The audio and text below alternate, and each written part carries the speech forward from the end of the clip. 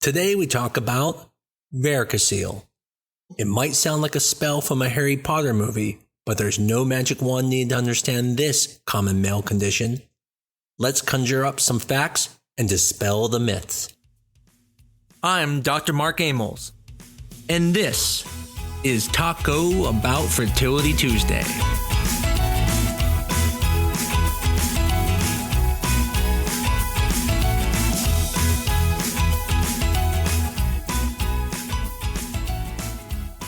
On today's episode, we're going to be talking about varicocele. And this is a condition that affects men's fertility. What's interesting about this topic is it's something that I personally dealt with. It was actually one of the causes of my infertility. Now, although our podcast is primarily geared towards women, understanding male fertility issues like varicocele is crucial for couples when they're trying to conceive. So we're going to discuss what a varicocele is, how it affects fertility, the available treatment options for it, and the success rate of these treatments. We'll also explore when it's recommended to intervene and at what grade of a varicocele intervention is necessary. So yes, I have low sperm count, and that is due to a varicocele I have. My varicocele was very severe. Kind of a funny story. I could have prevented this whole thing if I would have seen a doctor when I was younger. Now again, I'm assuming I may have had problems otherwise, but when I was around 14, 15, I noticed that on the left side of my testicle, there was this kind of wormy feeling, like a bunch of worms in my testicle. And I didn't know what it was. And the first thing I thought was, I have cancer. I was freaking out. And then I went and I told my dad that, I had this weird lumps in my testicle and I didn't know what to do. And he said, okay, come over here. Come show me it. And I can tell you at 14, 15 years old, one of the things you don't want to do is show your junk to your dad, let alone have your dad feel your junk. So at that point, I stopped worrying about it and never saw a doctor. Until I was older, when I was around, let's say, between 18 and 20, and I was there for another reason and let the doctor know. And he said, oh, yeah, it's a varicocele. Now, he kind of brushed it off. He said to me, well, you can get it fixed, but it's not causing problems. You don't have to do anything about it. And he was partially correct. But I should have done something about it, and I didn't. And unfortunately, that is probably what led me to have severe sperm issues. And so the moral of that story is, one, definitely get it checked out, especially if you're having problems getting pregnant. But two, if your kid ever comes to you and says to you that they have lumps on their testicle, don't tell them that you have to see it or feel it first before they see a doctor. So the first part you have to understand about varicocele is that it is an enlargement of the veins within the scrotum. What's really interesting about the scrotum is that the blood vessels actually have like a pampiniform plexus, where it's like a plexus of veins that surround the testicle versus just one vein coming off. There's supposed to be this plexus around the testicles. And the purpose for that is to pull away the warm blood. That way, the testicles are always cooler versus if it was just one vessel, the blood could sit there longer. So by having this plexus, the veins are basically cooling the testicles down all the time. This is one of the reasons why testicles are on the outside of the body, so they can be cooler. Now, when we say cooler, we're not saying significantly colder, but at least not the internal body temperature, which your women's ovaries are because they're inside the body. Now, just like women or men can have varicosities on their legs, which is due to the vessels not working well and the blood flow is not going up them, what can happen is they can start swelling and get larger, and then the flow is not good anymore. Well, the same thing can happen in the testicles, and usually occurs on the left testicle. And there's a reason for that, which I'll get into in a minute. But by having poor flow, the veins now cannot remove the warm blood, and so it starts to pool. Now that pooling will cause the heat to go up, and eventually that will hurt the sperm, both in count, motility, quality. It can even affect the fragmentation of the DNA in the sperm. And so this can cause infertility. A matter of fact, varicoceles affect about 15% of all men and up to 40% of men who have infertility. Now, there are different grades of varicocele, so although there might be 15% of men with it, it doesn't mean it's always causing their infertility. There are some men who have it and have no infertility. Some men can also have pain with it. So as I got older, I actually did develop pain with it. And so one of the reasons I had it repaired was not just for fertility, but it was really for the pain I was getting because it causes icky swelling in that area when it filled up. Now, I mentioned the left side is more common. The reason for this is due to the anatomy. On the right side, the veins from the testicle go right into the vena cava, which is right next to the pelvis. But the left vein actually goes all the way up to the renal vein.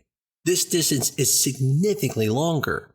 And because of that longer distance and gravity, there can be failures in that vein, and that can lead to a varicocele. So it's very common for it to be on the left side. If you were going to feel for these, what you would do is you would feel the testicular sac, and usually you would feel lumps in there, which sometimes will be said like a bag of worms, because there's all these like bumpy veins. And you should really compare it to your right side, because if you don't have that and the left side does, that tells you there's something different. Now, it's possible you can have bilateral varicoceles, but usually, like I said, it's usually on one side. Now, if you're having discomfort, like an achy pain there, and you end up feeling this, you probably do have a varicocele. Now, what happens is, if you think you have one, or if you get tested for one, usually the doctor will do an exam, exactly checking for those things we discussed. Usually this is going to be a urologist.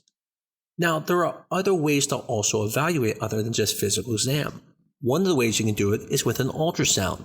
The ultrasound can then measure how wide those vessels are and can determine if it is a mild grade varicocele or if it is a grade 3 with the largest type of varicocele.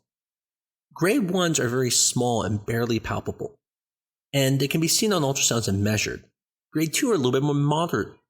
They're easily palpable, and you don't even have to bear down to feel them. What I mean by that is that when a man bears down, they swell up because the veins have lost a lot of their function to push the blood up, and so they pull blood. And then the large ones are very visible. You can almost see them with your eyes. You look at the testicle and it looks like it has these bumps on it. So usually a urologist will have an ultrasound to help evaluate and really just get a better idea of how bad the reflux is of the blood versus going forward, it's actually refluxing backwards. Now, we talked about earlier how the purpose of these veins were to pull the heat away. So if you affect the flow, and the flow is now retro, then what happens is you start getting increased temperatures in the scrotum. This then leads to increased heat, which can affect the sperm quality. It can affect the oxidative stress of the testicle, causing DNA fragmentation. And so you can see how this can really affect your fertility. No different than if you were in the hot tub all the time. So basically, it's like creating a hot tub around your testicles all the time when you have a varicocele. Now, if you're fortunate enough to have, let's say, a grade 1 varicocele, and you don't have any fertility issues, a lot of times you can just kind of watch and wait. You really don't want to do a surgery at this point, no reason. And even if you are having fertility issues, it likely is not affecting it much. So if you go through the procedure, are you really going to help it? It also depends what your sperm issue is. If we're just worried about morphology, like the shape of the sperm, and you have a mild case of varicocele, you're probably not going to get benefit from removing the varicocele, especially because varicoceles really don't help with morphology much. So what are the interventions that you can do to help with a varicocele? So one of the mainstay surgeries is going to be a varicocelectomy. This is where you basically ligate the affected vessels by removing them. Now, you can't remove all the vessels or then you wouldn't have any blood flow removed from the testicle. So you're removing those big varicosity ones and leaving the smaller ones. Usually they make an incision up on your abdomen and then they pull the testicle up and then they do the surgery through that and then they put everything back. The success rate for this It's about 60 to 80% improvement in the sperm quality, and pregnancy rates will increase within the first year post-surgery. Now, again, it also depends where you start with. If you start with really bad sperm, it may be a huge improvement. If you start with just a minor issue in your sperm, you may not notice much.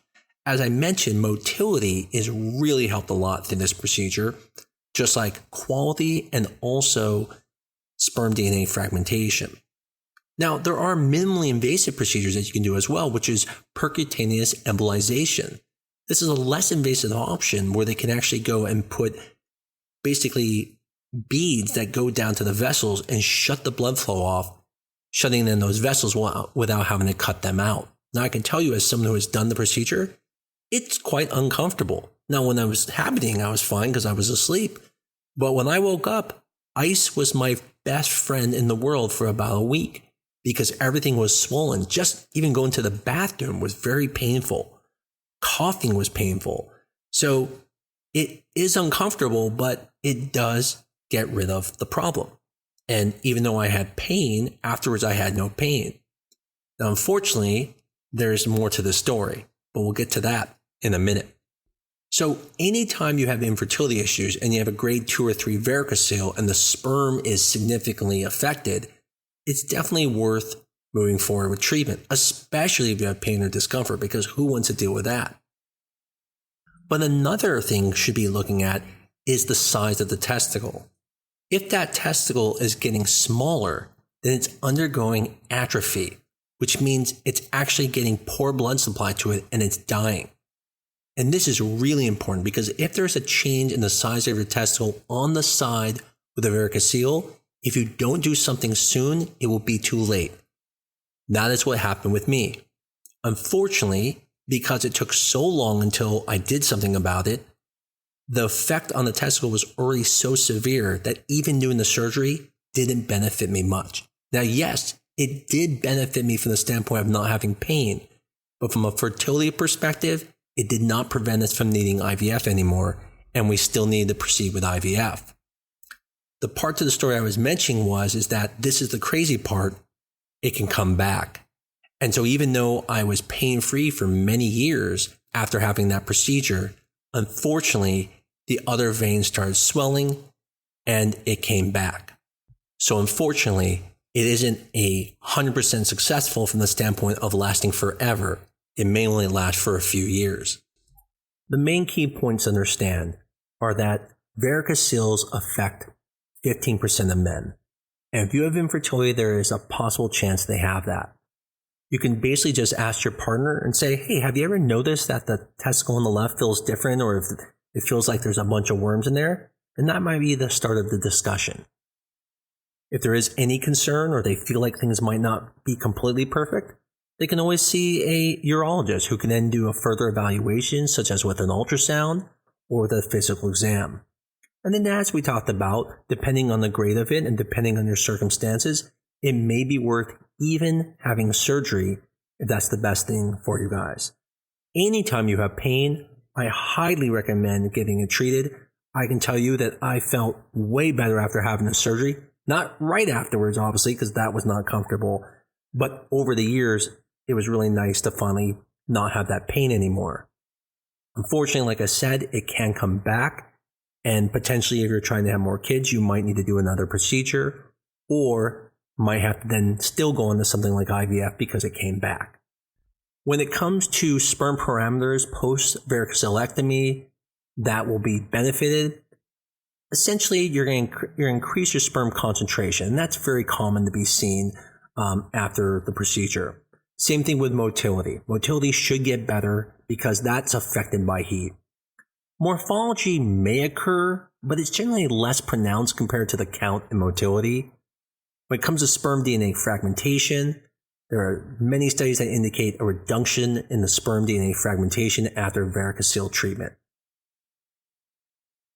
Other factors you must think about is the extent of existing damage. So like in my situation, unfortunately, it was done later.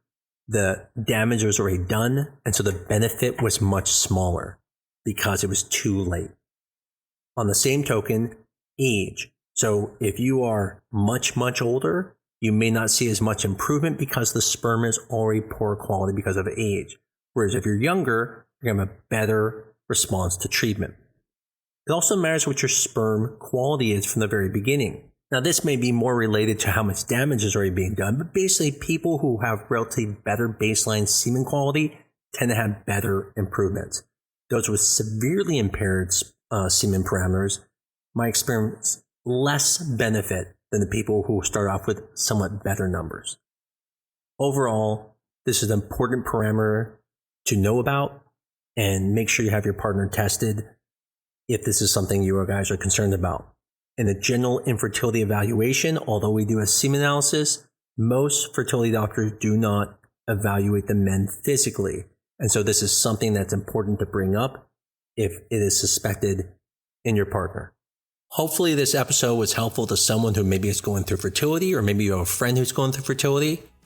Maybe you know a guy who has mentioned a few times that he has kind of some aches in the groin area. Or maybe his dad told him, hey, let me see that first before going to the doctor. And you can tell him, hey, no, don't wait, just go to the doctor. Either way, if you know someone, please tell them about this episode. And as always, if you liked this show, please give us a 5-star review on your favorite medium and tell your friends and family about us. As always, I love doing this show, and I always look forward to every week doing it with you. I can't wait again to talk to you next week on Taco Bout Fertility Tuesday.